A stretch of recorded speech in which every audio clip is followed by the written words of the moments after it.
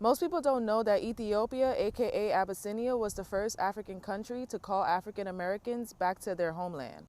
Empress Zatu was the first queen of kings of Ethiopia from 1916 to the 1930s. Zatu wrote a letter also known as the Call to Africa. This letter was an open invitation to African Americans and other African descents to return to Ethiopia, their ancestry homeland. This letter offered land grants and Ethiopian citizenship to those who returned.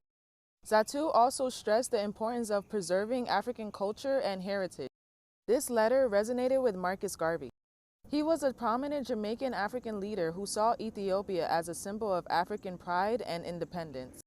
And this was the start of Garvey's Universal Negro Improvement Association, which actively promoted the idea of returning to Africa. Zatu's letter helped influence the Pan-African movement.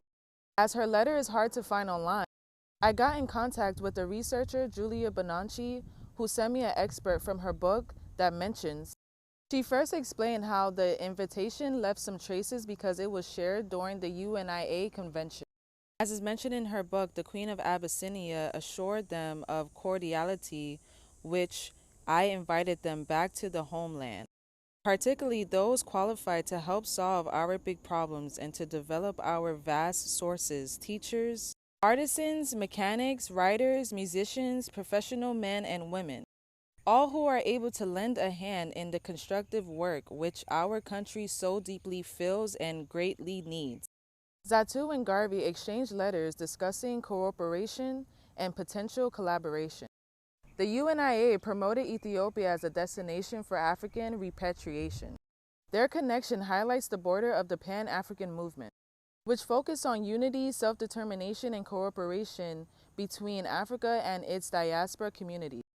Once Zatu was mysteriously unalive, and Marcus Garvey was falsely accused and sent to prison and later deported back to Jamaica, this affected the original intentions and plans of the Pan-African movement.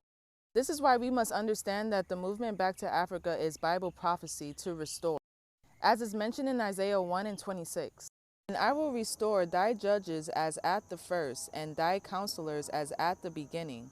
Afterward thou shalt be called the city of righteousness, the faithful city.